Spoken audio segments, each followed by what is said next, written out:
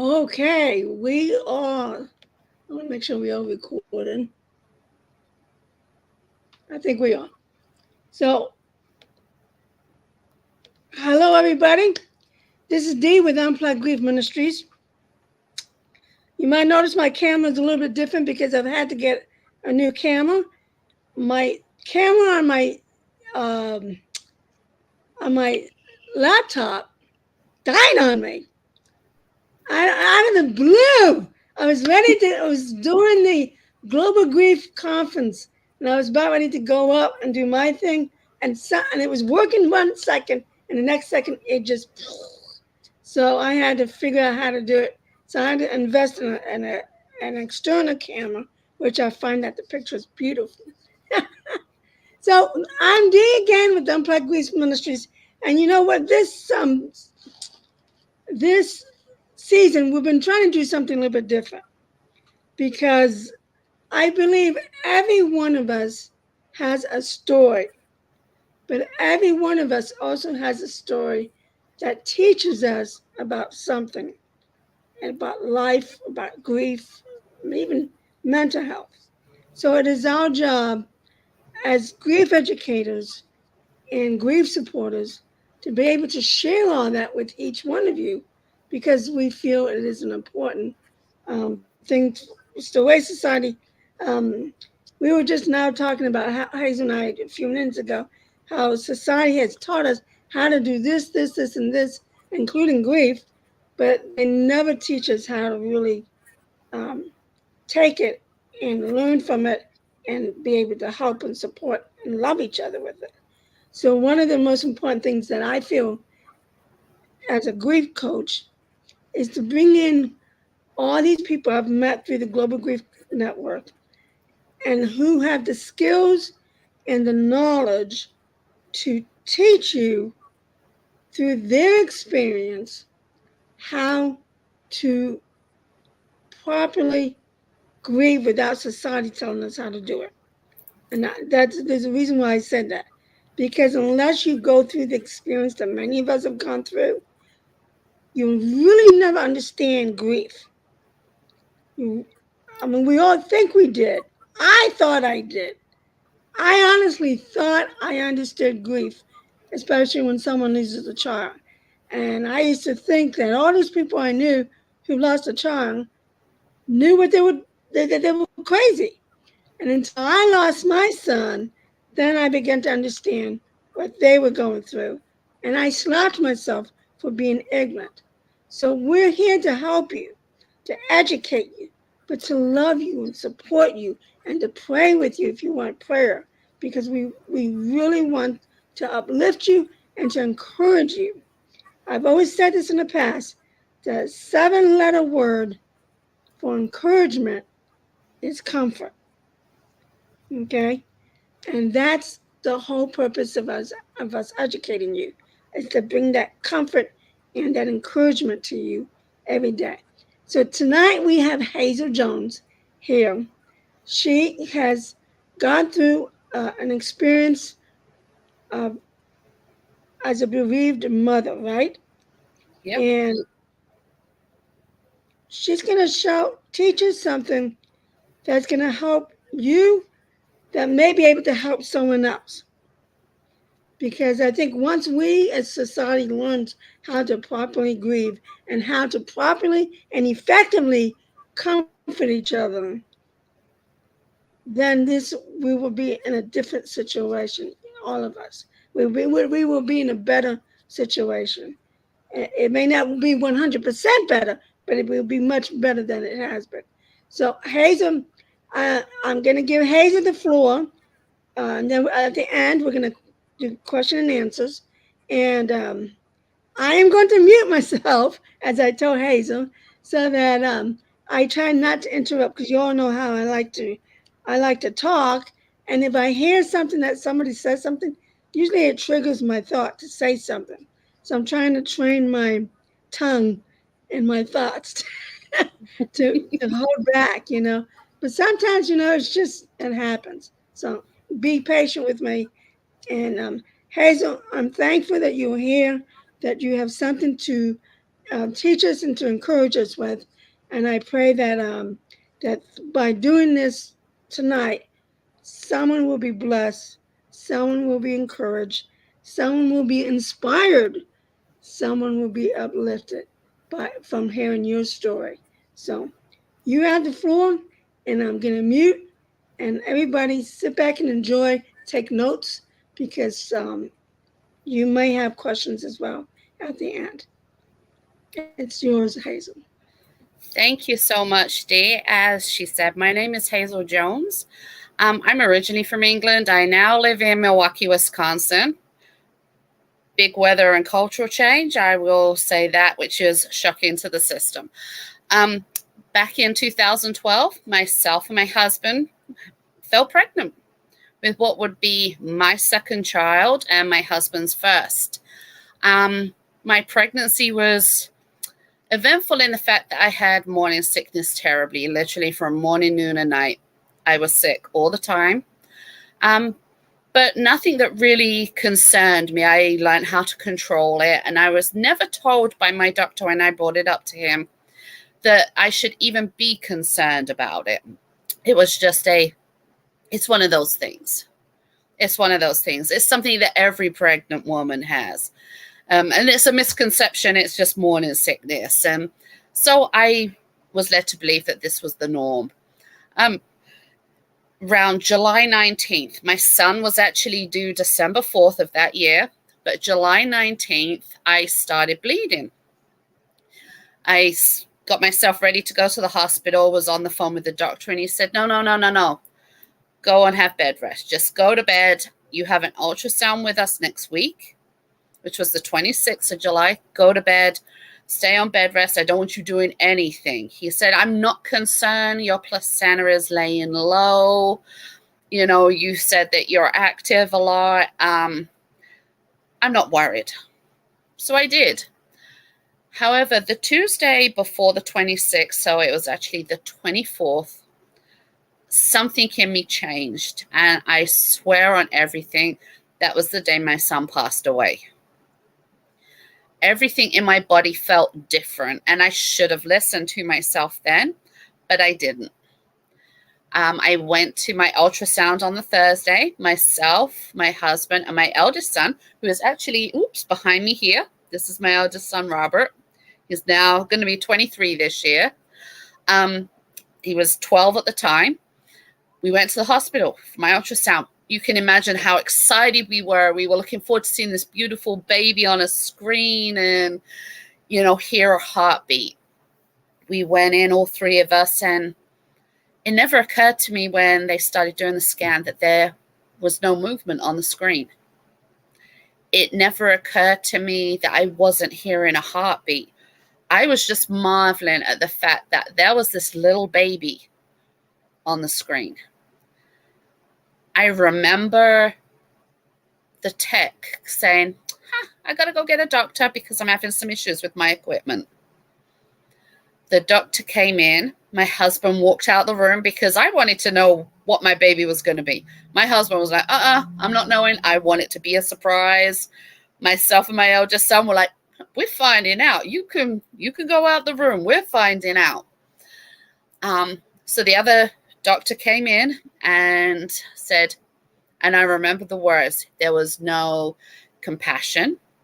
There was no gentleness. Your baby's dead. There's no heartbeat. Your baby's dead. I looked at my son, who was 12. It wasn't just me there. A 12-year-old boy was standing there. He jumped into my arms, and he hadn't called me mommy for a very long time. At that point, I'd firmly transferred over to the ma, stage of the mummy part of it. And he went, Mommy, no. And I said, go get AJ, which is my husband. And he came in, and I looked at him and I said, our baby is dead. And then I screamed. And I felt terrible looking back on it because there are other pregnant women in there who are in there for ultrasounds, and all they can hear is me screaming. I was rushed up to a labor, and actually I was given the choice of going home and labor starting naturally or being induced. I didn't want to go home. I knew when I went home, my bedroom was filled with baby toys and baby clothes and a stroller and all this preparation for bringing home a new life. So I said, no, I want to be induced.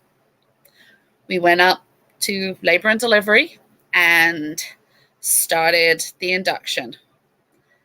Sadly, my husband's job was not very sympathetic and said, you got to come into work or you're fired.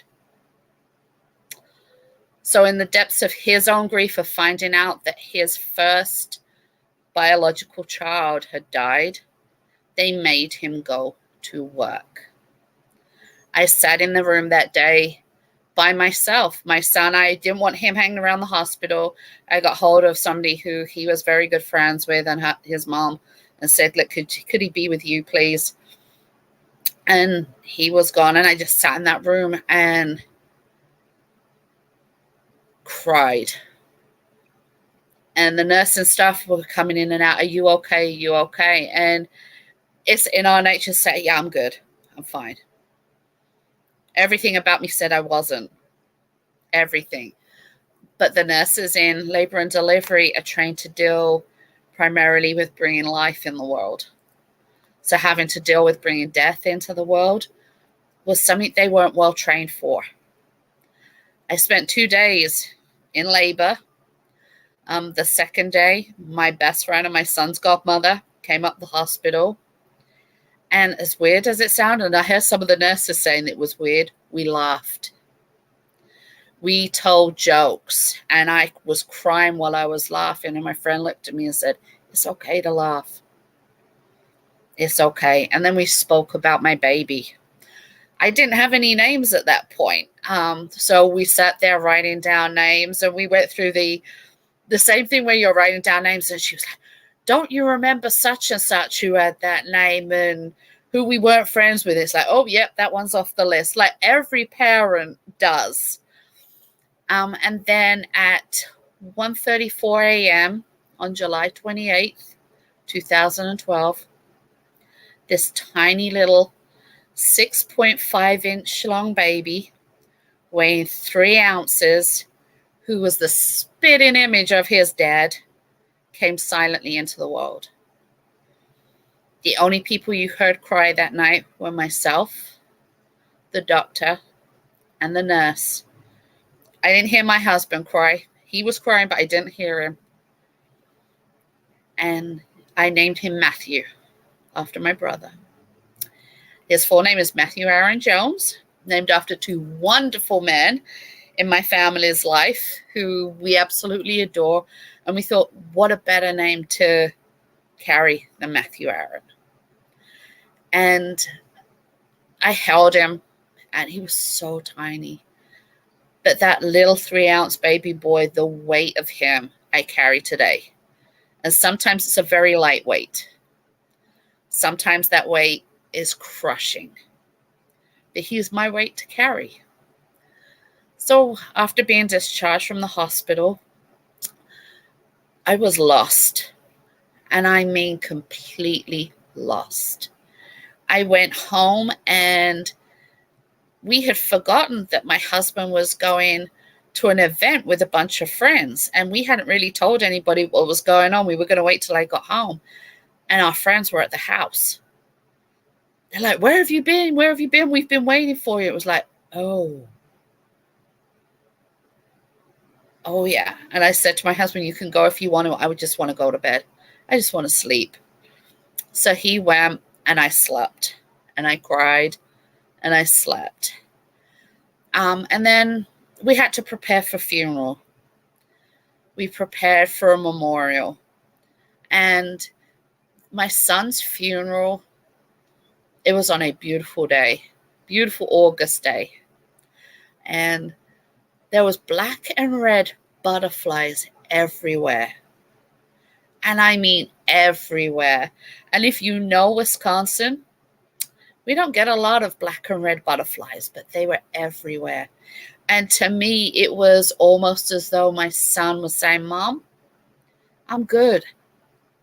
I'm okay. I'm here. I'm around you. I'm not going anywhere. Physically, I'm not there, but I'm here. So we had that. And then a couple of weeks later, we had the memorial. And my son, who was 12 years old, as I've mentioned, we had a memorial in a park in Milwaukee, climbed up a tree. My son has never climbed a tree, and I'm not joking. My son did not climb trees. But he climbed up this tree. He got to the top and he shouted, "Matthew, do you see me? Do you see me?" And I looked up and I just saw the rays of sun coming out of the sky. And it was like my two boys were meeting. And it was beautiful. But then the world crashed in around me. Because once the funeral's done, the memorial's done, the sympathy cards stop arriving, the phone calls stop coming, reality crashes in real quick. And I was lost. And it rolled around to September, and I received a phone call from my mom, who then told me that 3 months after my son had died, my beloved grandmother had passed away. And I couldn't get back home to England to say my goodbyes. And I remember looking to the skies and saying, "God, why are you doing this to me? Why are you doing this to me? I've lost my son. I've now lost my grandmother." And it was a very hard moment. Now, I should point out that my sister, who, bless her, I love her to pieces, she was my world, was pregnant at the same time. We were both pregnant at the same time. We were due within a week of each other. So she kept my spirits up, and I kept saying to her, "I feel like I need to do something." And she said, "Then do it." I said, "I don't know what to do." She went, "Yeah, you do." She said, "You know." And I thought back to when I left the hospital, and I left with just a hat and discharge papers. And I thought, okay, I do know what to do. So I put together memorial packs for families who had babies who had died. And they contained a notebook to write down all your thoughts and feelings that you have when you're in the hospital. And all the memories, the smells, what your baby looked like. I included a baby hat and a baby blanket and a little tiny diaper the families can take home and say, "That was my baby's." We included a candle so that they can have a memorial, just to light a candle especially for them. And we include a teddy bear, because what baby doesn't deserve to have a teddy? And we also included a bracelet for mom. And then we rotate the items that we have for dads, because dads are all different. You know, moms generally want to wear a bracelet, but dads, we have to work out what we do for those, so that rotates. So on October 15th, 2012, Maddie's memory was born. We donated to one area hospital originally, which was where Matthew was born, and then word started to spread, so we had people reaching out from everywhere.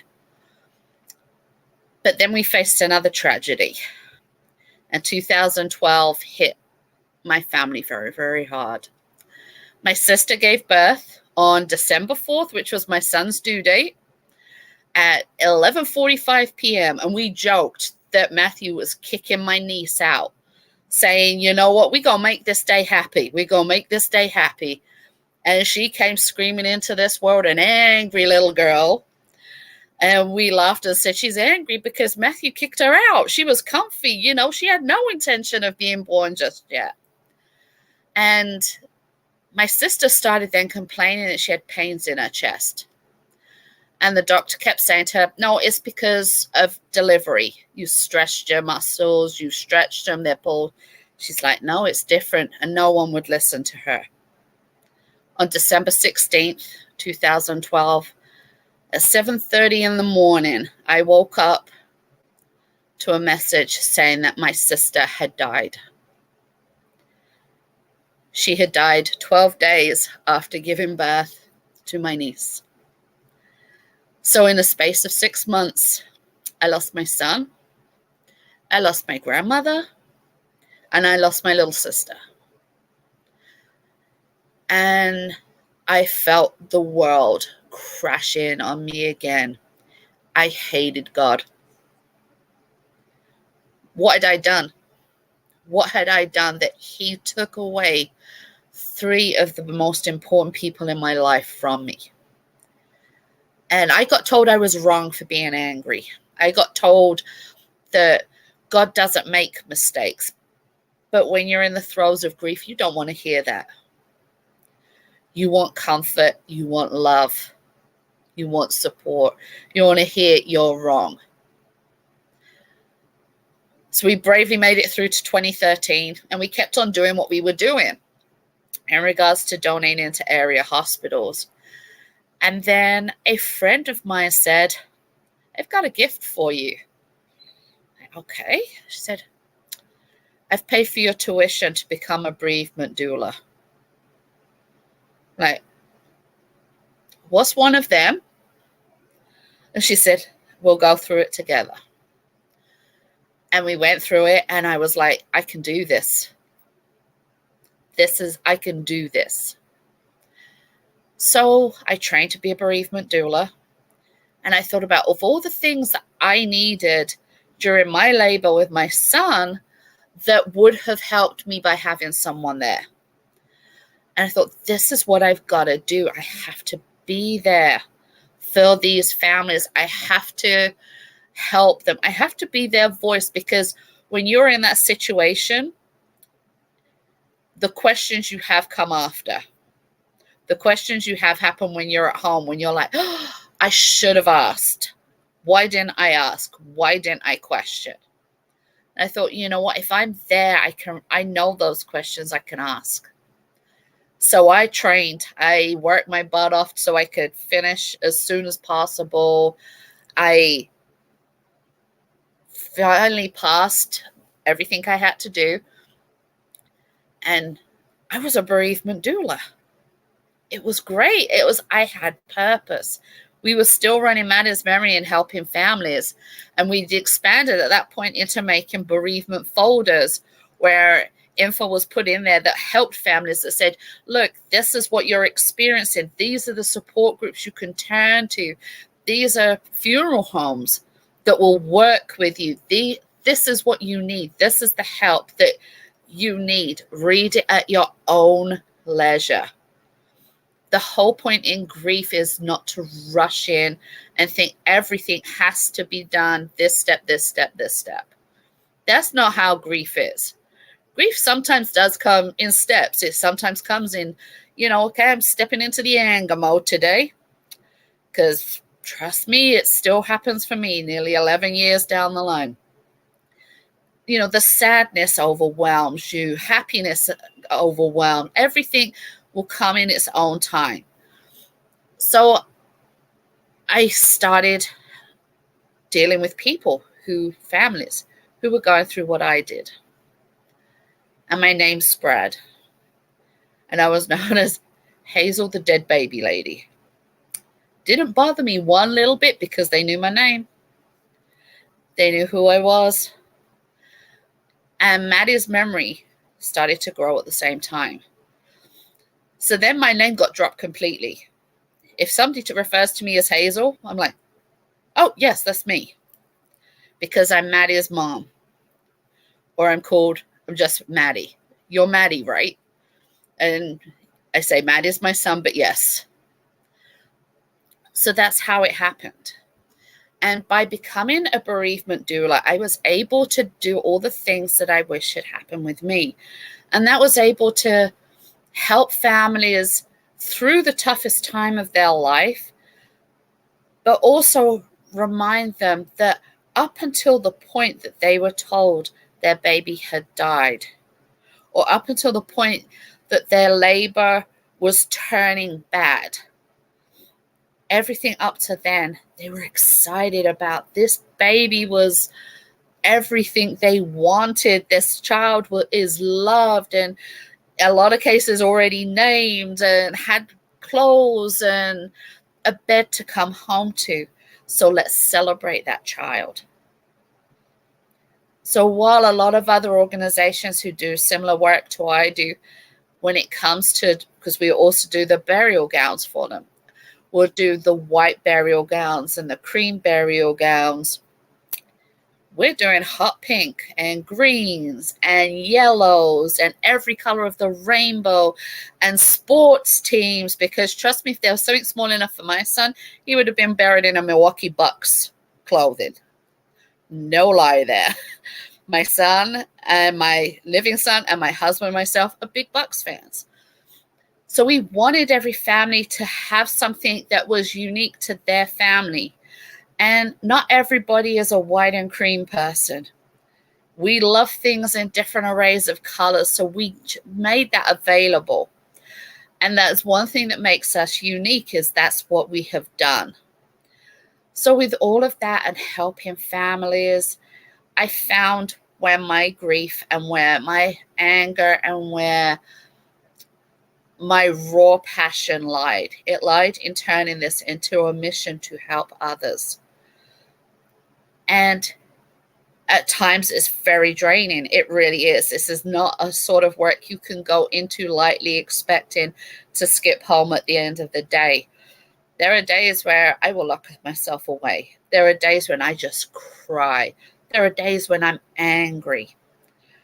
But then I look back, and as I told somebody today, in the nearly 11 years I've done this, I've helped bring into this world, both living and passed away, 800 babies. Those are my babies. Their parents, they're my moms and my dads. And it's funny because I'll see somebody out and I say, that's my mom. They're like, that person's younger than you. No, that's one of my moms. I have nieces and nephews who are here. I have nieces and nephews who have transitioned. But they're mine. They're my babies. And I've helped their families. So with all of that, I knew that I had to do something more. And I trained to become a bereavement midwife, which takes that aspect to a whole different level. As a doula, we are not allowed to touch the babies or catch babies when they're born. We are there as support. As a midwife, I can. Not to say when I was a doula, I didn't, because families would, if a family requests it for me, as if it's a baby who's passed away, there is no liability there for you. But as a midwife, I can do so much more. I can get into the, what I call the grassroots of delivery and of the birthing business, and be able to help so many more families who are grieving, who are going through this. And for a longer period of time as well, because a lot of people will pick a midwife or an OB long before they decide on a doula. And with some of my doula ladies and my moms and my dads, I'm there at the last minute because a hospital has called me and said, we need you now. And that happened 2.5 years ago. So for 2.5 years, I've been helping even more people. But for me, that still wasn't enough. It still wasn't enough. So I help out. I'm part of the Miss Foundation, where we help support families and our mentors and mentees and run support groups. I became the Wisconsin ambassador for Count the Kicks, which is a big organization that helps pregnant families monitor their baby's movement to help reduce the stillbirth rate. Because as much as I love being there for families, prevention and helping families not go through stillbirth is so important. And 1/3 of stillbirth can be saved. And a lot of that is due to fetal movement. And as I told the Milwaukee Health Department and the Wisconsin Health Department when we were trying to get funds from them, I said, I'm tired of standing above the graves of dead babies. And if I can help be on the side of things that prevents that, then I'm going to be there. So that's what I do as well. I work with Shine for Autumn, which is an organization to change the laws and legislation so that hospitals are mandated and have to report stillbirths. Right now, they don't have to. So we don't know the exact number. We have a roundabout number. It's down to the hospital's discretion. But the Shine for Autumn Act will make it mandatory that every hospital has to report a stillbirth. Every hospital has to do autopsies and testing to find out, because maybe there is something else that we're missing. We just don't know. And I'm working with them to push. And it's all these important things that when you get them together, that tells me that that was my son's purpose. He knew his mama could talk. He knew his mama won't let things lie. He knew his mama was stubborn. Yeah.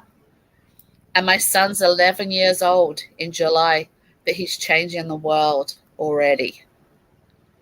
What I don't understand, because this is new to hear what you just said. Okay. That hospitals don't have to report stillborns? Nope. There is no law that says they have to.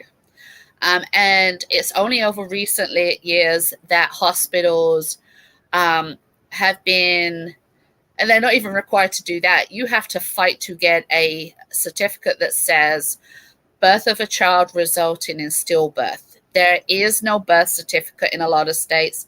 There is no death certificate. Because in order to have a birth certificate, a child must take one breath.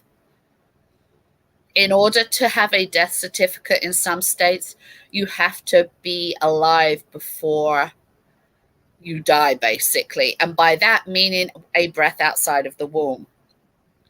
So I want to say my son would be 11. They started that here a year before. I want to say within the past 15 to 20 years, the Miss Foundation, along with a lot of other people, pushed individual states to at least provide something that says this child existed.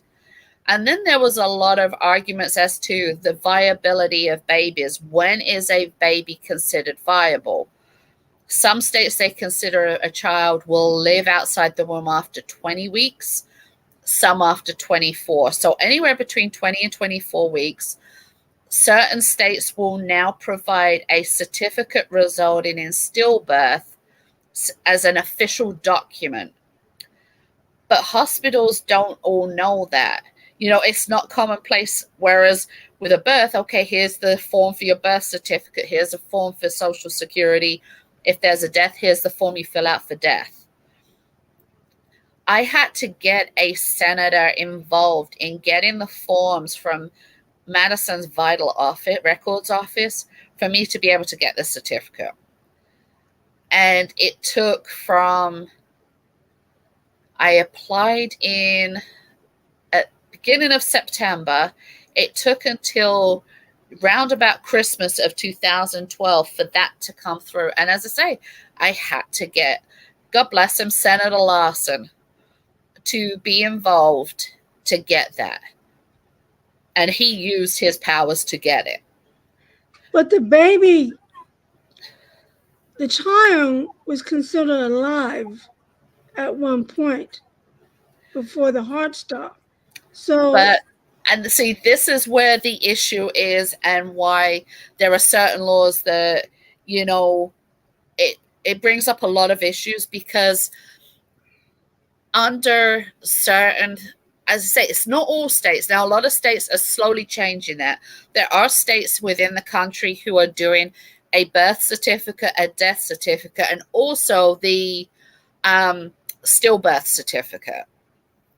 But there are a lot of states that are just doing the stillbirth certificate because of the 1848 law that states about the conception of life and everything. So there's a lot of different laws that need to be altered slightly to bring everybody up to date. And that's where there's the actual, not to get political, but the actual overturning of Roe versus Wade helps in regards to getting those certificates sorted out, because you can't say that a life is at conception if you're not going to give a parent whose child has died a birth and death certificate. That's what I'm thinking. I'm like, But it also brings in the other issue, and that some people have said that if a child is then issued a birth and death certificate, will they be eligible for the Social Security death payment? And parents like myself are saying, we're not asking for that. In most states, the funeral of a child is free. I didn't find that out until afterwards when I lost my home because of funeral costs and the such like. And you have to find which funeral homes do that. But a lot of states do not charge for children's burials. So that wouldn't even, come into being an issue. The issue is, for a lot of us, is that we just want acknowledgement that our child existed. And, and that's very hard it's very hard in a lot of states to get. And the other thing is it's not even a case of, if a state says, okay, we don't want to give you the death certificate, we don't want to give you a birth certificate, but we want to do this birth resulting in stillbirth certificate, which is still an official document, let the hospitals know that this has to be filled out. And right now, under the laws, it doesn't have to. But the Shine for Autumn Act, and there is the Maternal Health Act that would change all of that and would make it so all of those, I got to move my leg's cramping, excuse me a second, would make it so those hospitals would have to report that. So automatically you would get that certificate of birth resulting in stillbirth. And for me, it's important because I don't want my son to be not brought up when somebody does our family tree, just for argument's sake, 100 years from now. I want his name to pop up and be there.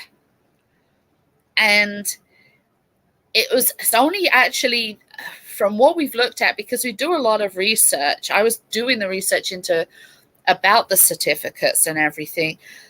And it's only when people started really, it became a very much a legal thing that you had to record a birth, you had to record a death.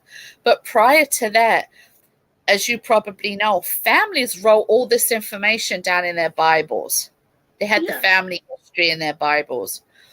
And you look back on some of those when you go through Ancestry.com and all those type of websites, and they'll bring up, just for argument's sake, say it was my son, Matthew Jones, July 28th, 2012, deceased infant. That's fine, because I want my child to be brought up. And for many, many years, that was the case. He gave birth. He still gave birth. Yeah. Even if he wasn't alive, he has a name. So in order to have a name, that means you existed somehow. So whether it's a birth or death certificate, he still has a name and the day he was born. So, and then, okay. So they had to have, you said this, so they had to have, so in order to do a birth certificate, you have to have taken a breath. And in order to get a death certificate, you also had to have been acknowledged as being alive. And outside of the womb, I should say, before that. Now, what some states have done is they have introduced something called the fetal demise certificate, which is almost like a combination of a birth and death certificate. That says this child was born on this such a day, however, was born deceased. So it says, this child was born, but this child had died in utero. And a lot of people are saying, okay, if you don't want to give us a birth certificate or a death certificate, if we don't want a certificate that says birth resulting in stillbirth, we'll take the fetal demise, because that says my child still existed, because you can still put on there a name, a length, and weight. So those are the things that change in legislation will actually help achieve. And that's why Shine for Autumn and the Maternal Health Care Act is so important. Now, the reason it's being stalled is the Maternal Health Care Act just actually changes the wording on certain Social Security matters and so certain insurance policies. And that wording is long and complicated, but it basically says and includes the maternal health of the mother and the whether living or death of child. That's all it changes in there. And it's coming up against some opposition, not by a lot of people, but by enough that it gets stonewalled at the very end. But the Shine for Autumn Act involves money because it would involve providing hospitals with extra money to be able to perform autopsies, to be able to do blood work testing and the such like on the child. So that's why there is some issues, but there's so much more to that. There's so much more that would give families a little bit of peace of mind to be able to say, look, my child really did exist. And that is so important in the grieving process to, be able to say, my child was here, my child existed, my child was alive in me. I had a friend several years ago from church who the baby was alive. They acknowledged that, but then my friend got sick, some kind of infection in the uterus or something like that. So that when the baby was born, stillborn. I mean, it wasn't like days before. It was actually the day of delivery. Yep, because she was in labor. That the baby died while giving birth. Yep. I believe.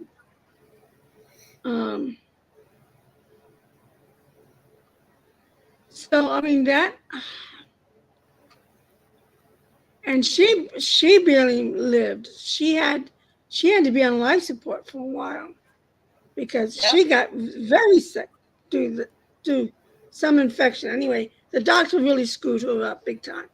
But one of the things that you said earlier, I wanted to bring up, because I know you seem to be okay with it, is even with this one friend I was telling you about, it seems like the people at my church was defining her as the mother who lost her baby at birth. Yep.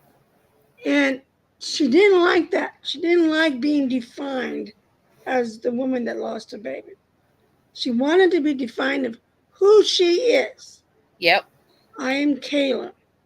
And yes, I had a baby born that died during my illness. Define her as Kayla. Yep. Who lost a baby, not as the woman who lost her baby. You know? Because that was her way of how do I say this? She, for some reason, she just did not like being defined as that. And I was part of her healing process, I should say, because she didn't want to be defined as the woman whose baby died at birth. And I understand that. Now, I don't mind being called the dead baby lady because that's why don't you mind? That's because they define that as me as my job. So my job is to help people who have dead babies. Okay, because you had a purpose. Yes, that is the purpose. Now, when I'm defined as Hazel whose baby died, then I agree with the person you're talking about. That's not who I am. Mm-hmm. I am Hazel. I am the mother of 2 boys, one who's living, one who isn't. Yes. I am the mother of a boy who passed away, who I started a foundation in his memory. People, like my neighbors' kids, will refer to me as the dead baby lady because they know I help people who have dead babies. That's part of my job, and it's easier for them to understand it that way. It's easier when I'm at the hospitals for people to understand it that way. And so when it's spoken to me like that in respect to what I do, I have no problem with that. But it's not who I am. But see, what hypothetically? Okay. Okay. So fortunately, you found a purpose and a reason why you do what you do. So I guess that makes it easier to define you, for to help people define you of who you are. But what if you had not found that purpose, or or the grief overwhelmed you so much that every time you heard something like that, that I'm not backwards in coming forwards. I I have said to people, when they've said, "Aren't you the person whose child died?" Yes, I am, but that's not also who I am. I said, I've got another son called Robert, right? And when people say you only have one son, no, I don't. I have two. yes, And this will sound really morbid, and I will apologize ahead of time. I've had people say to me, "Why do you include your son in family photos?" Because turtles are our thing. And just to show you, I have turtles like everywhere. I have turtle right by me. I have turtle pillows. I have turtle jewelry. My bracelet actually has a turtle on it. My business logo is a turtle. So that's what we use as our item that reminds us of our son. yes, So family photos always have a turtle in there. There's a turtle somewhere. And they would go to me, "Well, why do you always include him in your photos? Like, why do you always got a turtle in there?" And I got so sick and tired of hearing why, and not even question nicely, because yes. you tell the difference. If somebody says, "Can I ask why you always have turtles?" Absolutely, let me tell you. But when it said like with hostility, Hostility, yes, I get hostile back. And one day I'd had enough. I'd been yes. at an event with my friend who helps me, and we've been passing the word. And this woman's like, "Well, I've seen your website, and all there is turtles on there. Why do you have so many turtles?" And I said, "Because it's frowned upon to wheel out a dead body for family photos." And she shut up right away. And I said, "Did we learn something today?" Mm. And she said, "Well, yeah." I said, "Yeah." I said, "When you're dealing with bereaved people, what's your tone?" I said, "If you'd asked me nicely, I would have told you why we have turtles in everything. Mm-hmm. Because the week before Matthew died, our pet turtle died. And we said that, the turtle died the week before to go up to heaven, so that when Matthew got there, he had a pet already. He had someone to keep him company.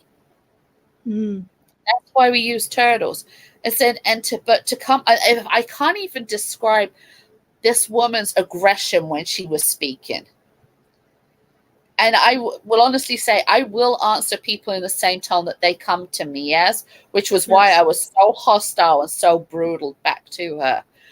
And I said to her, "You've been over here, you've seen what we do. Our display says what we do.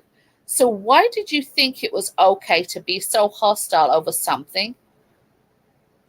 And then she said, "Well, I just don't understand." I said, "Then ask.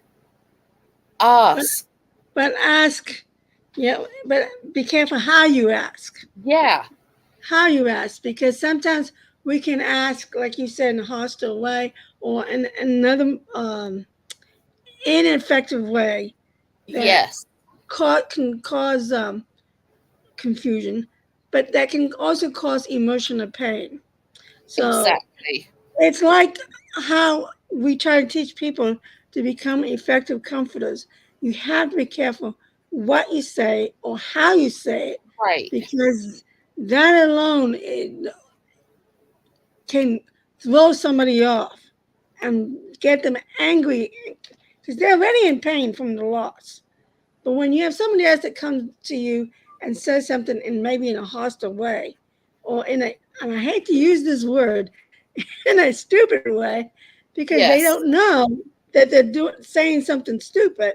They think that their intentions may be good, but anyway, still, and it, as a mother, you know, I know I've had people approach me and said things, and I'm like, and I'm, and you're just And like, okay, the other thing I tell people as well is, don't compare grief. all losses. Because, yeah, I've lost a son who was stillborn, and I know other families who've lost a child to stillborn. The only thing that we have in common is what is the terminology for the death of our child, which is stillbirth. Right. Our grief is different. Our loss is different. How we handle it is different. How we see the world afterwards is different. Yes. Everything is different. And don't compare. The amount of people who said, I know how you feel. My dog died once. And it's like, those people, I'm going to say one thing. Number one, they're all a little bit ignorant, because if they've never had children before, but they've only had a dog, they're not going to know. However, I've told people they shouldn't be comparing animals to human right. anyway. But I have been trying to tell people they are ignorant, they don't know, they don't understand. But we have to still respect them for their loss, because Yes. maybe that animal was their child. And So I just do. and just say, I'm sorry for your Yeah. loss, and walk away. That's what Quickly. and that's what you have to learn to do, is to walk away. Yes. And Yes. pick, and I hate to say it, but pick your fights and pick your Yes. battles. Yes. Because Walk away. somebody, as you say, sometimes it's ignorance, sometimes it's because that dog was their child. I get Yes. that. But it's like anything else. I'm not going to say to you, I know how you feel when it comes to the loss of your child. You know, I understand the pain. That's the difference. Saying you understand the pain is the big difference. You understand. You understand the heartbreak of losing a child. Yes. But we really don't understand the pain, because when we lose when we lose a loved one, and that's that pain, my pain is because my relationship with my son is not going to be the same relationship that you might have had with yours. So I don't understand your pain, because I don't know what your relationship with your child was like. But I do understand your heartbreak. Yes. I do understand that loss. But I don't understand your pain, because your relationship with your child is not going to be the same way my relationship with my child. So and it's we also understand. it's also letting people know you understand the weight of Yes, that's grief. a better way to say it. That's a better way to say it. Heavy. As I said, when you let me talk about my story. Yes. Matthew was only 3.5 ounces, but that weight at times is like a butterfly. It's beautiful. It's soothing. And then at other times it's crippling. It's like carrying a boulder. Yes. And I think that's so important for people to understand as well, that weight changes daily. Yes. Not every day are you crippled by it. I mean, there are days where, it is light. It is, where I look back at some of the silly things I did when I was pregnant. It's like, oh my gosh, I'll go to my husband. You remember when we did this, this, and this? And you remember how he made me crave raw meat, and you wouldn't and it's true, he wouldn't let me buy raw meat and eat raw meat right there. Even though I was craving, and it's like, no, are you a vampire? And we joked that he was going to be my vampire baby because I craved raw meat. So there's that lightness. Raw meat? You craved raw meat? Oh, I would stand at the butcher counter at grocery stores and see the raw meat and literally drool. I'd be like, I need that. And he was like, we're going to cook it, right? We're cooking. And it would be that it's got to be cooked. But yeah, I never ate raw meat. Do you think because you were craving for the iron out of it? I don't know. You don't know. But I will say, just so people aren't worried, I did not eat raw meat. You only craved it. I craved it but that's it. Once I opened it and could smell it, that actually helped the craving. There, it was like, that smells good. Okay, let's cook it. We're good now. Yeah. So food did get cooked. There was no raw meat and no vampire-ish tendencies going on. Yeah, it's funny, all of us who have ever been pregnant, that we all have these cravings, and some of us had similar cravings, while others had total different cravings, and yet we still, in a sense, because you have an older son, still gave birth to such a healthy, Yeah. baby. Even with my craving, I think was peanut butter. Well, my eldest son, it was KFC chicken and apples. Really? Yep. And oh my gosh, I had morning sickness with him as well. And it Yeah. got to the point where my morning sickness went, and his dad said to me, "Okay, what do you fancy to eat?" And I said, "You know what? I really want KFC." And he was like, "Okay." So he went and got the family bucket, and he came back with it, and he said, "Well, do you want me to plate something?" I said, "No, you take what you want first." And he went, "Well, I'll come back for seconds." I was, "No, take what you want now." And he went, There will be "Why?" something.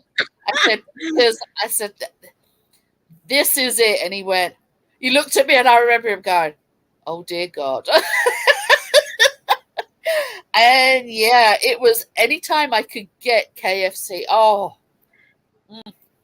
And it's funny because my son is the biggest chicken fan ever. Like everything he cooks is there's chicken involved somewhere, and yeah, so it's like that's my little chicken nugget. Even though he's like 6 foot tall now and nearly Yeah.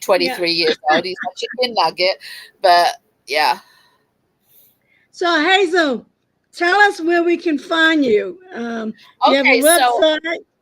I do. You can find me on Facebook as well. You just type in Maddie's Memory.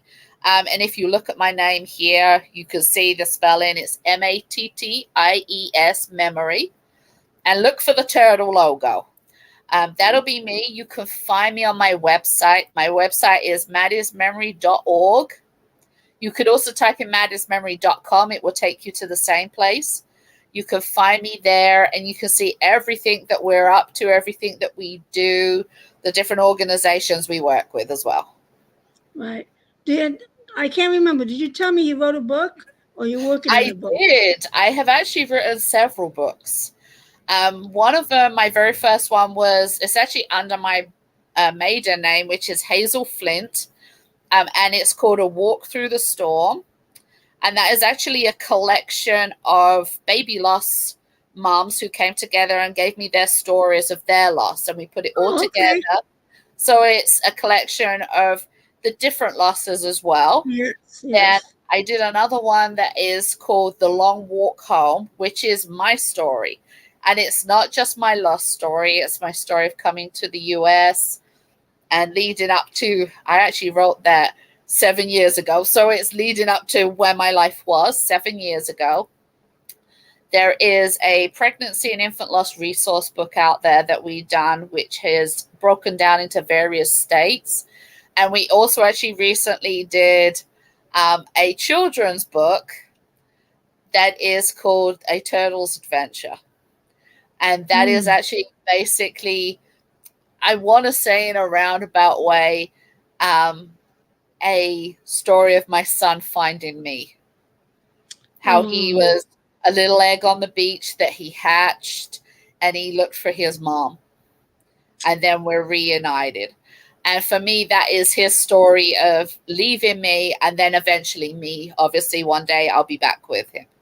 And my best friend did all the illustrations for that. And yeah, it's called A Tiny Turtle's Adventure. oh. And they're all available on Amazon. They are. I love them. But they're also on your website?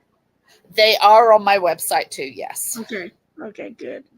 Well, I really, really enjoyed listening to your story and finding out. I mean, this is a lot of new information that I did not know about, and um, I hope it was a good resource for many who come on here to hear your story and to learn a little bit more about it.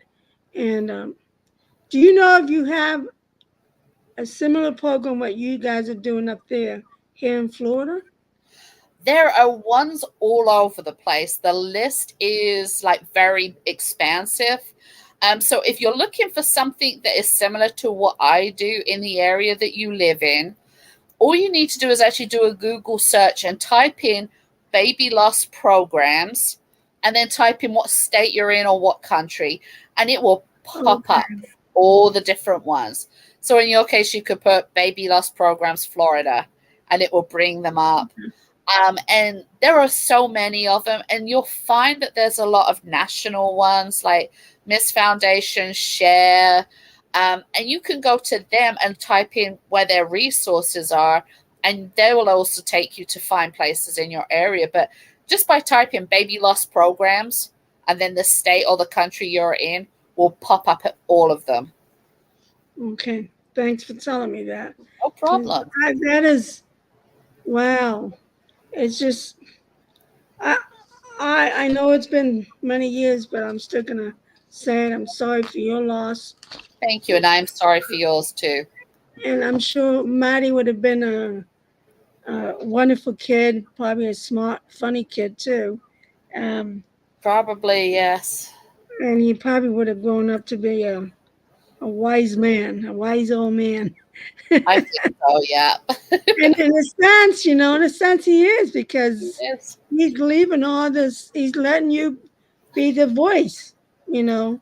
Yep. And maybe it was a voice that has been long overdue, you It could know. very well be. Yes, I agree. And is this something that we can email and talk to our senators and state representatives about? Absolutely. The Shine for Autumn Act, if you actually go to shineforautumn.org, they Mhm. actually have a link that what you can go to, and you just click on there, you type in, I think you just type in your zip code, and it will pop up your senators and all the people in your area who deal with your area, and will have like a pre-written letter that you just Okay, click so send, and so that will send to them.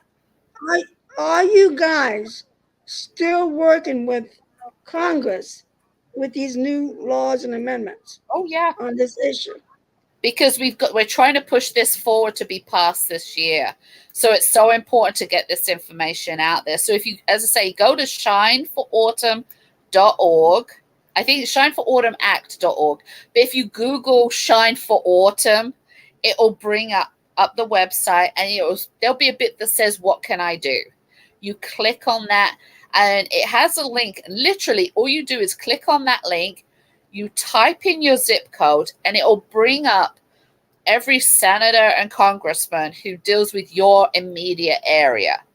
And then what you do from there is it will say, email this person, email these people, and then it will have their names, this letter. And the letter basically is a generic letter that says, we're reaching out to you because to tell you how important the Shine for Autumn Act is. And it will, it then goes on to detail what the Shine for Autumn Act is, what it does, and how it will help people. And then you click send, and it does it all for you. So you're not even having to worry about finding email addresses and It phone automatically does numbers. it for you. Yeah. It does all of it for you. The only thing you have to do is put in Okay. your zip code. And there is a part that it says if you want to add a personal story to it, you can, add extra to it if you choose to, but it's not necessary. If you just want to, look and click, that is all you have to do. And, the more people who do that, the more people who reach out, the more changes that we can make to help families. And at the end of the day, that's all we want to do, is to help families grieve properly, be able to get the support needed, and also to make the changes that maybe we can help save more babies too. Yes. Yes, because I think you mentioned this and I'm trying to remember what part of your story, the sort of the beginning and middle, that how important not only about getting the birth certificate or the death certificate, but also to find out what caused the death, Right. what brought upon the stillborn, because you had a baby who had a heartbeat and had a heartbeat for most of your pregnancy, and all suddenly he's It didn't. gone, and you don't know why. Yeah. In my So son's case, they bought me the paperwork and they said, do you consent to us doing an autopsy? And I said, yes, I signed the paperwork. So I know for my son, his cord was wrapped around his neck twice, and he had what is referred to as a true knot, which means his umbilical cord was knotted, but it was knotted twice. Now, that doesn't always, partly, that doesn't always cause the death of a baby, but it doesn't help. But what it can do is significantly reduce blood flow. So they put that down as, in regards to his stillbirth, as umbilical cord accident. But there's so many cases where they don't know, and it's the testing for stillbirth right now with you as a parent consent is limited. It's just an autopsy, and a basic autopsy. They don't do how in a lot of live births, or say, for example, you and I experienced the sudden death of someone close to us, where they do a full autopsy, where they do full blood work and panels, where they check it's not as in depth as in that. This change that we're trying to push through would make it so that happens. So is there, like we found out, that certain blood groups, when they mix together, cause problems during pregnancy. So moms will get a shot, an injection that helps regulate the blood if mom and dad have completely opposite blood types. Now, is there something that we're missing? Is there an enzyme that is being produced? Is there something? Can't even, because we don't know. Is there something that we are missing, that this act that makes it mandatory that if an autopsy is done, or it makes it mandatory that an autopsy has to be done, that tells us, okay, this is what's causing, just for argument's sake, say 60% of the stillbirths. Okay, so we can fix that. But we don't know that yet. And that is why change in this is so important, to be able to get all this info together. Oh, that makes perfect sense. Yes. Wow. So, you know what? Because I remember John and I was talking about this the other day. It used to be in the early years that before a couple can get married, they had to have their blood types checked. Right. So this is one of the reasons why. Because there are two there, and I can never remember like offhand, but if you've got a mom and a dad whose blood work doesn't work together, it can cause the loss of a child. And there are certain, let me see if I can, I'm just going to see if I can bring it up quickly while we're talking. So I wonder why they stopped checking blood types. Well, a lot of it is, and it's not just for that. They used to also check the blood work for, is somebody hiding an infectious disease, or, all those different things. They stopped doing that because it was considered an invasion of privacy in some cases. And some states, you had to have that and then wait before you got married. That's why a lot of people were going to other states that didn't have that wait. Let me just check. What?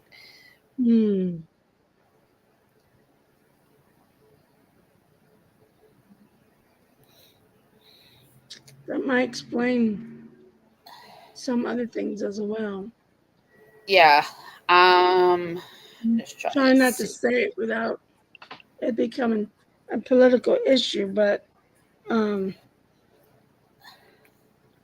wow. We learn something new every day. Yeah. This is making a little bit better sense of understanding of why there's a lot of stillbirths. But at the same time, it may not be the blood type. It may be another issue. As I say, 1/3 of pregnancies can be saved by monitoring fetal movement. And that's why I'm part of Count the Kicks. And monitoring fetal movement is so important, because babies do the fight or flight mode like we do. When we are in danger, we run. or we hide. So we have two things that we do. And that's the same with babies in the womb. If they're in distress, they either go crazy, crazy movements, or they slow down their movements. But doctors have got to be open to hearing that, because the old wives' tale is, oh, your baby is not moving as much because they don't have enough space, is so incorrect.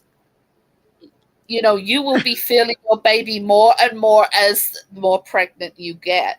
Okay, I've just brought it up. It says, if the father of an infant is Rh positive or his blood type is not known, the mum is given an injection of RHO-GAM during second trimester. That is an anti-D immunoglobulin, which actually stabilizes the blood to make sure that, well, it helps keep baby and mom working together.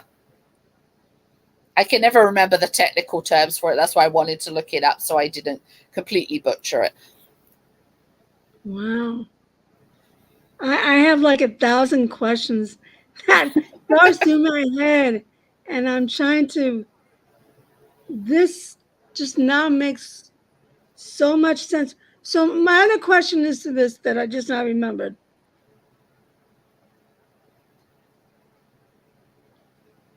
So they don't know if the baby is stillborn until what, weeks or days before he's born? A lot of times, in regards to me, I found out my son had died when I had an ultrasound. And that is a lot of times when it happens, when a woman goes in for an ultrasound.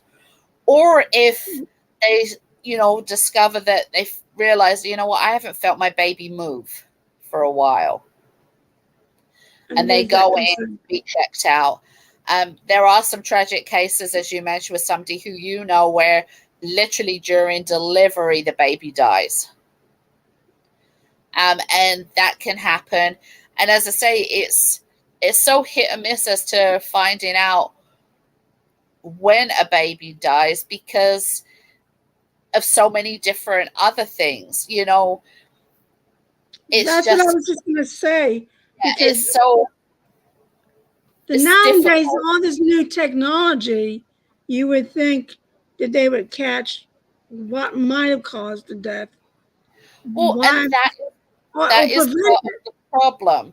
If we actually had the money to look into it better, if we had doctors who would listen more, because so many doctors put off pregnant women's concerns as, oh, you're just panicking, you're just, you're thinking into it too much, there's nothing wrong. We've got to start listening to mothers more. We've got to start listening to when a woman says something doesn't feel right. You know yourself when you're sick. Right. I mean, even before, just for argument's sake, even before when I get a cold, I know there's something not quite right. Because you can sense it coming up. You sense it. And that is the same when you're pregnant as well. You know yourself. You think to yourself, okay, something don't feel right. And it happens during pregnancy. And we've got to listen to our ladies and our families when they come and say, you know what, something doesn't feel right. And instead of just pushing them off, say, okay, let's see what we can find out. Yes. Because there are so many babies who, if the hospitals and the doctors listened, could be saved by, getting mom in right away and monitoring her and saying, okay, this, you're right, your baby is active, but then they're dropping really quickly. Let's get you up and get you in a C-section. Yes. By saying to them, okay, I get what you're saying. You've shown me proof that your baby's movements have decreased. Let's get you in.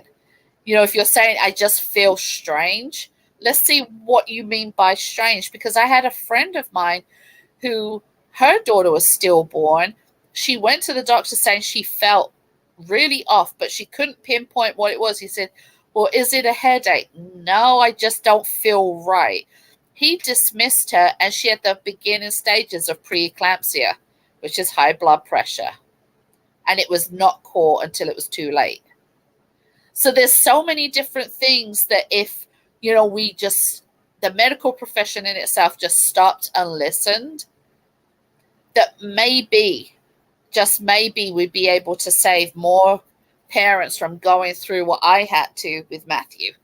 So, in these amendments or these new bills you guys have put together, is all this information, like what we talked about today, plus probably I'm sure there's more, in that so that physicians,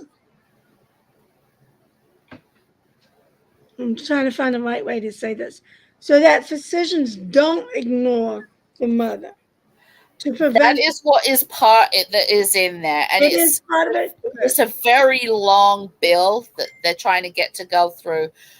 But the wording is in there in such a way that, as I say, there's two different bills. There's the Maternal Health Act and there's the Shine for Autumn Act. The Maternal Health Act pushes more for listening to mothers.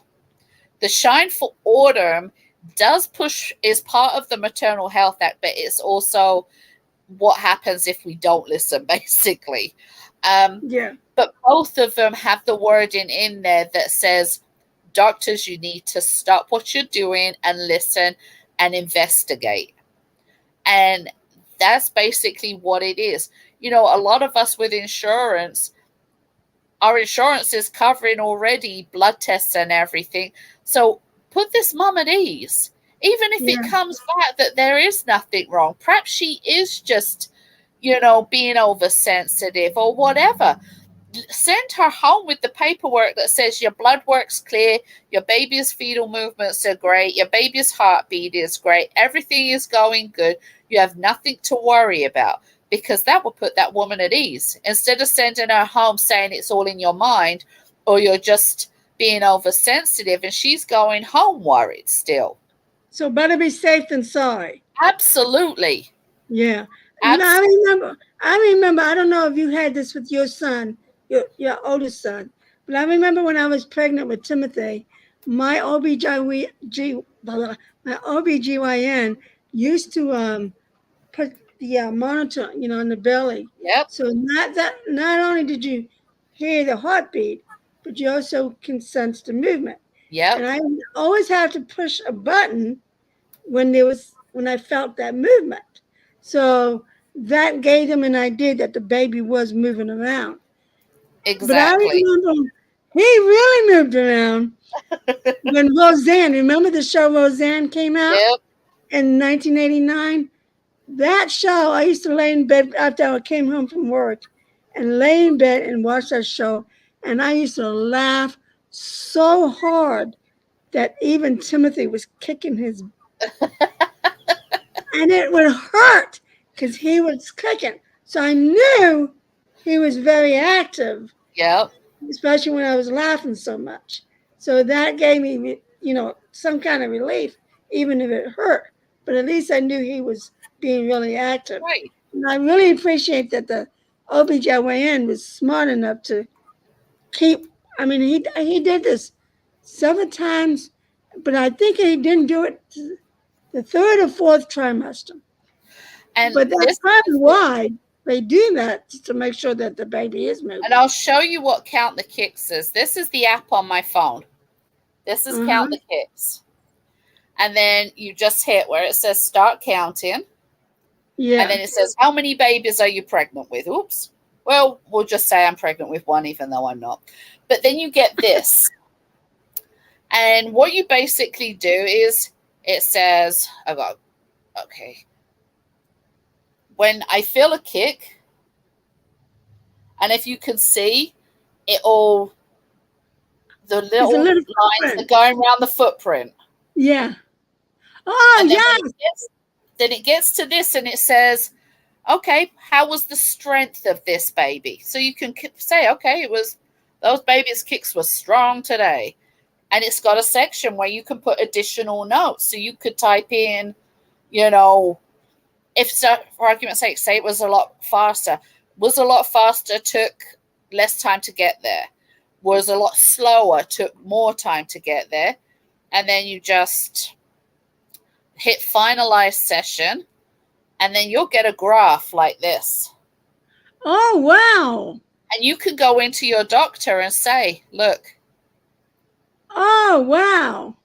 And this is what I'm the ambassador for. And I'm going to sneeze. Excuse me. Bless you. I think we're good. Yeah. No. Excuse me again. Don't you hate that? Oh, my word. So Yeah.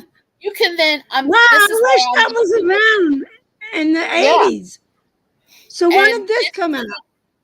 this is already out. This has been out For for when? nearly 10 years. Wow. And that's countthekicks.org. And the app is free for your phone. You can download it. And it has proven to save 1/3 of preventable stillbirths. And, you know, it's the fetal movement. Again, it's knowing that, but being able to go to your doctor and show them a graph that says, look, this is my baby's movements. It's suddenly dropped or it's suddenly spiked up. Something's wrong. Having that, and as you know, a lot of medical professionals, they want proof. They want to see graphs and charts and well, I've got it here for you. Is it, can you download the graphs and all that stuff so they You can keep download on? it. You can email them. So if, say, you're at your doctor and he says, email it to me, you can email it to him. Okay. And you just do it at the same time every day so that you get, you know, if you get an accurate time frame, because let's be honest, babies have their own time frame in the womb as well. So you would do it at the same time every day. And then you get a, you know, a graph that shows this is how my baby's moving. Wow. Yeah. Where was that when I was? Oh, Right. man. Wow. That's what I'm saying. Technology nowadays is really where was it when, where was it I over 30 years ago, you know, when I would have loved to have that 30 years ago, but I guess back then we had different type of technology that right. sort of does the same thing, but wow. I like that. I really like that. Yeah. Wow, Hazel. I really learned a lot. And we can sit here all night and talk.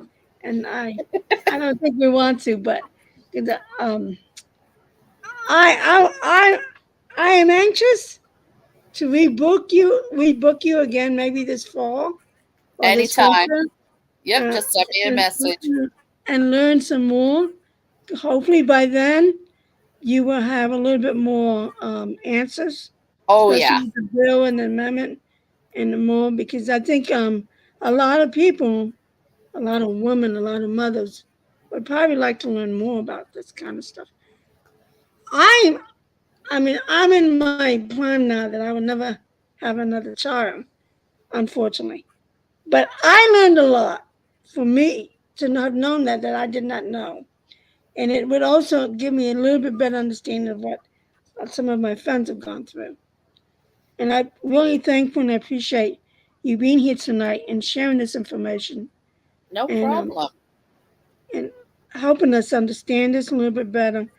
And I'm going to try my ultimate best to try to encourage people to do these letters to Congress and state representatives so that we can help our babies. So Absolutely. That would be wonderful. yeah, wow. Thank you so much for sharing that information. You're welcome. And I'm gonna rebook you again. So Just shoot me a message. I'm available. I will make myself available. I'll put it that way. and yeah, let's do you know when the bill is gonna go? I don't know at the moment. It's still up in the air and they drop it really, really quick. I have another meeting with the founders of Shine for Autumn coming up next week, I believe. So I will know more information then when it's going to be presented. Hmm. Last Okay, year, because it wasn't presented until November. And that was because they kept saying, oh, you need this, you need that, you need more of this, you need more of that. So it wasn't presented until November. But it's one of those things that literally I could get an email saying, okay, we're presenting this tomorrow. So I don't know. We're fingers crossed that it will be really soon before they, clear out for summer because, yeah, they don't do a lot of work in the summer. I hate to say it, but Well, I think we need a lot more advocacy for it, I agree. because because there's a lot of stuff that you shared tonight that I did not know. So I'm wondering how many other people may not And have known about it too. I will actually share with you the links. So, like the direct links, I'll message you them when we're done. So you can push those out there. So you can go yourself and take a look and see what the things are about and understand more what we're trying to do. Yes, please, so that we can get it out there and get more people involved. And I think, and Absolutely. you know what? No matter how old or how young we all still need to get some involved somehow, because we Yes, all know definitely. someone, at least one person, who might have gone through a very um, sad and unfortunate, like you had to go through, that could have been prevented Yes. if doctors would listen. I remember one time when Timothy was sick in the hospital. I think it was right after we moved here, and he had a wonderful primary doctor, and she had me speak to her residents, and I think because something had happened to Timothy in ICU, because a nurse would not listen to me. And one of the things I said to the residents is, listen to the parents, Yeah. listen to the patient. Yep. Your 2 cent piece of paper means nothing if you do not listen, because the guy upstairs did not listen. My son was not properly treated, and he could have died because he refused to listen to me. Yep. He assumed it was this, when in all reality, it was nothing near it. And if my son would have died because he failed to listen, then his job would have been in vain. The whole idea of being a doctor, or even a nurse, listen to your patients or listen Right. to the parents, because nobody knows the patient better than themselves or their parent. And if you Absolutely. don't listen, guess what? Your liability is a higher risk. So, Yes, it is. I agree completely. and I think more doctors and nurses, I don't care if you had that 2 cent piece of paper saying I went to college and did blah, blah, blah, blah, blah, and did all these years. It means nothing if you don't listen. Yep. It means I nothing agree. if you do not listen. And I think in your case, and probably in other cases, doctors who don't listen, they put themselves at a higher risk of liability. Yep. So, and they put your case, like this, in a higher risk. So thank you, Hazel, and You're very welcome. I hope you have a wonderful weekend. You And too? when you have the opportunity, message me those links and Absolutely. stuff like that, and I will do what I can to help you advocate on this, because Yeah, I can smell women my are, husband cooking dinner, so I'll do it after dinner. you don't have to rush to do it. You can do it once the weekend is gone. But tell your husband I'm hungry too. So I agree. okay, everybody, this is Dee with Unplugged Grief Ministries. We just had a wonderful conversation with Hazel. Um, if you missed most of the conversation, you can go back and listen to it. Um, wow, hour and a half we spoke. That tells you how tense and how good the conversation is. Good. It was Is a good one. But thank you for being here. Thank you all for joining us. I hope what Hazel shared with us today, or what we discussed today, will be not only educational but very helpful in helping others to deal with their grief, especially with stillborns. And Hazel, I think your goal and your mission as a doula, or as a bereavement doula, is gonna it's gonna leave impact It really has, because people refer you as, you know, The dead the, baby lady. yeah. So have a wonderful weekend, and everybody else have a wonderful weekend. And next week we'll be back at 7 o'clock with someone else who will share. I think it's Nazreen that will be here next week, and she's going to be talking about sibling loss. And I mean, I've never had a sibling loss, but I've met many people who have, and it's you have. So this may interest you as well. So sibling loss to some people is almost as close as like a mother losing a child, is what I've heard. I don't know how true that is, but I'm anxious to learn something more about sibling loss as well. So and I think we all should. Have a good weekend. Be good. Don't enjoy the beach too much. Thank you and bye bye. Bye bye. Take care. And everyone else, have a wonderful thing. Hazel, don't leave yet. Oh, she left. Good, good night, everybody.